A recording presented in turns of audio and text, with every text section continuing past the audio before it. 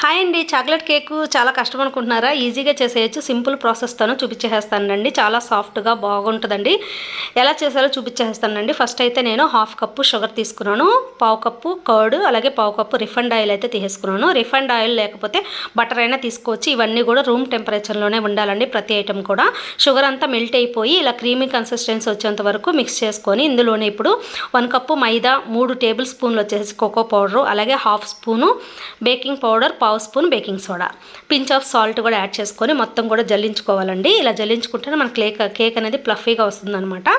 ఇలా జల్లించేసుకొని వన్ డైరెక్షన్లో మాత్రమే మిక్స్ చేసుకోవాలి. కాచి చల్లార్చిన పాలు కొద్ది కొద్దిగా అయితే యాడ్ చేస్తున్నాను. నాకు ఒక పావు కప్పు పాలు వరకు అయితే సరిపోయినాయండి. తర్వాత ఇందులోనే 3-4 డ్రాప్స్ వెనీలా ఎసెన్స్ కూడా యాడ్ చేసుకొని, మరీ తిక్కుగా ఉండకూడదు, మరీ పలుచగా ఉండకూడదు. బ్యాటర్ వీడియోలో చూపిస్తున్నట్టు ఉంటే సరిపోతుందనమాట.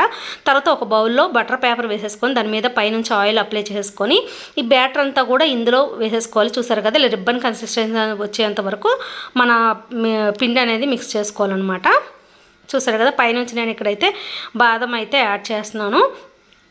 చూసారుగా, తర్వాత ప్రీహీట్ చేసుకున్న బౌల్లో వచ్చేసి ఇది ఇలా ప్లేస్ చేసుకొని 35 to 40 మినిట్స్ మీడియం టు లో ఫ్లేమ్లో కుక్ చేసుకుంటే మన కేక్ అనేది రెడీ అయిపోతుందండి. చాలా ప్లఫీగా వస్తుంది. స్పూన్ పెట్టి ఒకసారి చెక్ చేసుకుంటే ఏం అంటుకోకుండా వస్తే మన కేక్ రెడీ అయిపోయినట్టే. సైడ్స్ అంతా కూడా ఇలా లూజ్ చేసుకొని ఇలా తీసేసుకుంటే మన కేక్ అనేది వచ్చేస్తుందండి. బటర్ పేపర్ యాడ్ చేసాం కాబట్టి ఈజీగా వస్తుంది మన కేకు. చూసారు కదా, చాలా సాఫ్ట్గా స్పాంజీలాగా వచ్చిందండి. నచ్చినట్లయితే ఒక లైక్ చేయండి. మరిన్ని వీడియోస్ కోసం నా ఛానల్ సబ్స్క్రైబ్ చేయండి. Thanks for watching.